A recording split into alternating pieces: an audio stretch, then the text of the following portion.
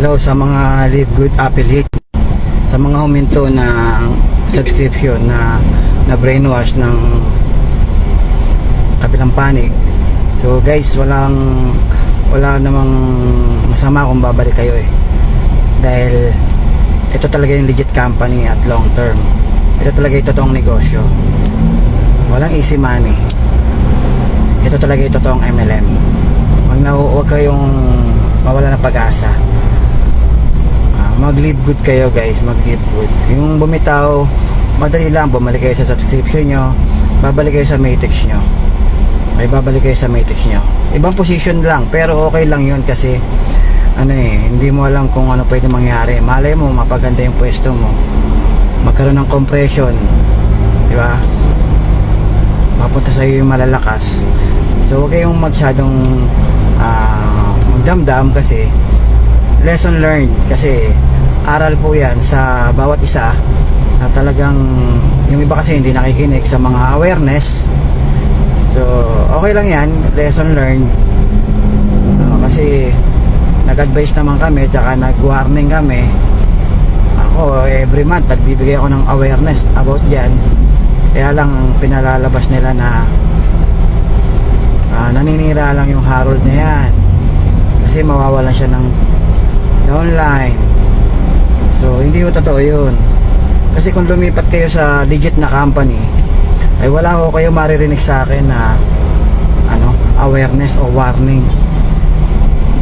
Okay, kasi wala namang problema yun kung lumipat ka. Pero kaya lang ako may awareness before. Kaya mo 5 buwan ako may awareness, paulit-ulit ako kasi alam ko yung pinuntahan nyo hindi maganda. So yun yung sa akin. Sana naintindihan nyo na ako ngayon.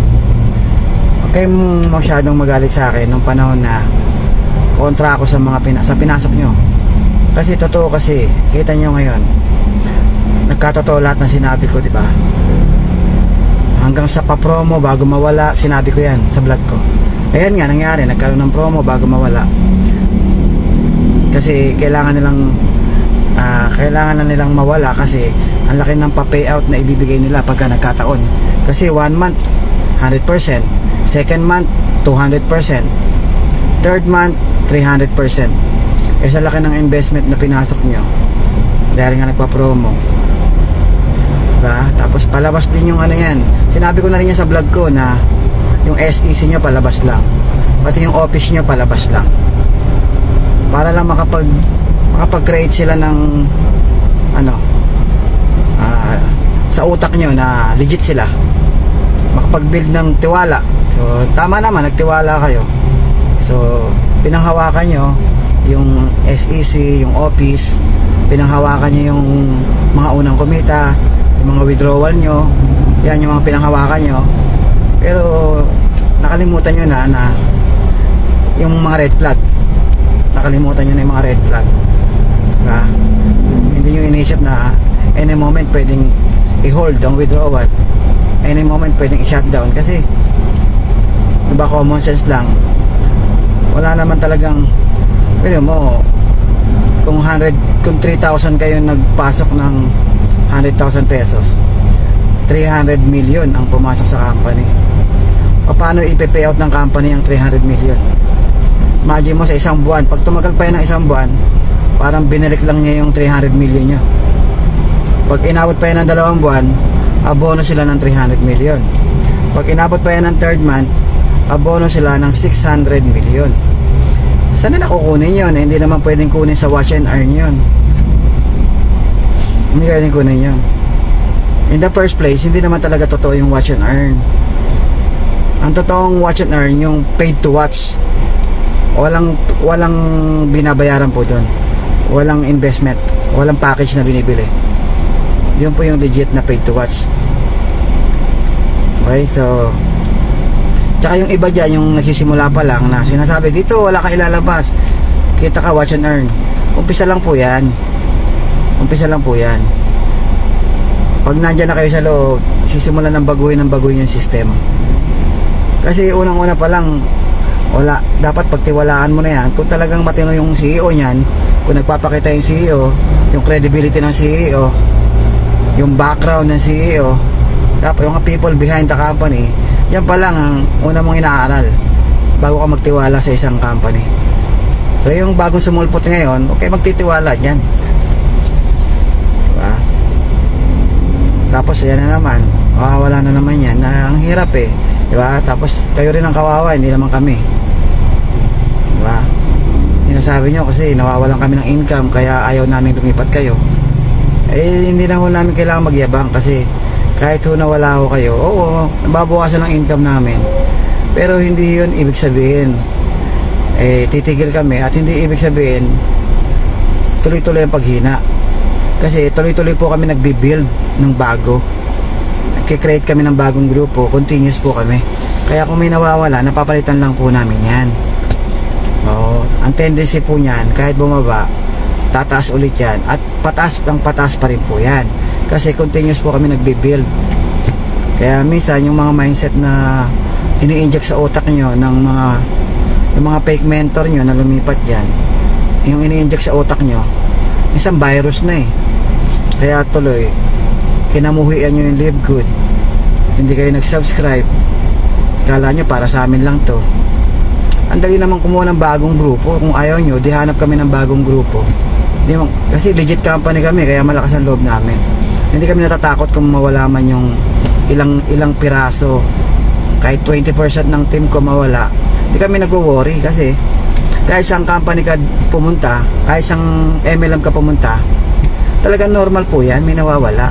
Lumipat man yan, huminto man yan, normal yan, may nawawala.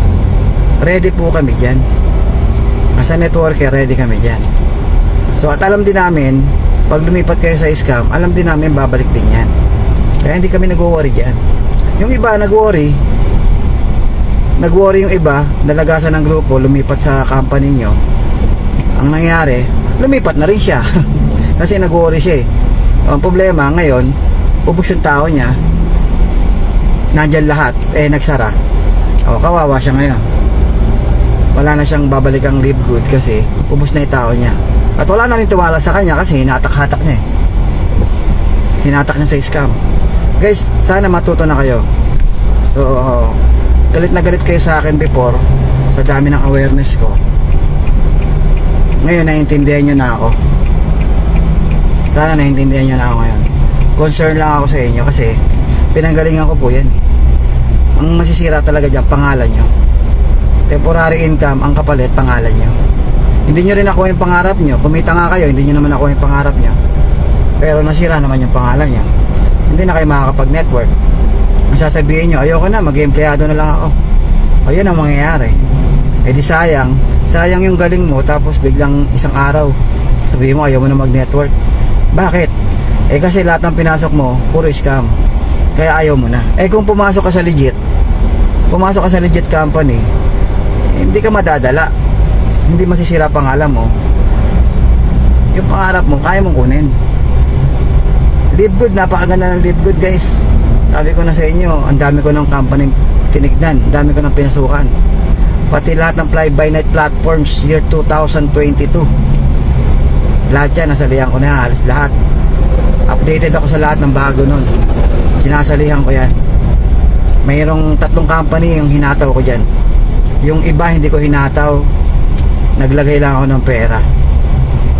Hindi na mabilang guys, siguro mga 20 na o 30 kumpanya yung sinalihan ko. Pero yung hinataw ko para mag-network, 3 lang. Yung iba sumali lang ako, tumaya lang, kumbaga pinatriple yung pera, pinadouble yung pera. Yung iba inabutan ng pagsasara, natalo ko $100, $1,000, minsan talo, minsan panalo. Kasi nung panahon na yon, wala talagang makitang matinong company na magbabiral.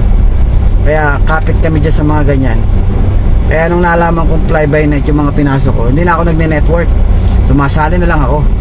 Pero wala na akong invite. Nag-i-invite kami lang na nakakaintindi na yan ay fly-by-night. Kami lang siya. Pero hindi kami nagbubuo ng grupo, kasi alam namin masisira pangalan namin dyan. Alam namin delikado. Hindi nga ako nagbablog nung mga panahon na yan. May pinasok ako mga fly-by-night, hindi nga ako nagbablog. Hindi ko binablog yan. Mula sa previous company ko noon, Yun yung huling vlog ko eh. Tapos tumali ako sa mga fly by night. Wala akong vlog kahit isa. Kaya nung nag-live good ako, hindi rin ako nagbablog eh. Diamond na ako nung nag-vlog ako eh. Kasi sinigurado ko muna na maganda ba talaga live good. Baka mamaya makuryente ako. I-vlog ko tapos hindi pala maganda. So kinapaka pa ako muna yung live good eh. Kasi nga mahirap magsalita nun. Hindi, legit ang live good. Ang hirap magsalita eh. Galing ako sa mga nagsarang kumpanya eh. Tapos sino maniniwala sa akin nun? Kaya nga yung mga invite ko ayaw maniwala eh. Oh, ayan ka na naman. Ano na naman yan? Live good? Ano yan? Baka magsara na naman yan. Kasi nga nasira na yung pangalan ko. Nasira na yung tiwala sa akin. Kaya yun, hindi ako nagbablog nun.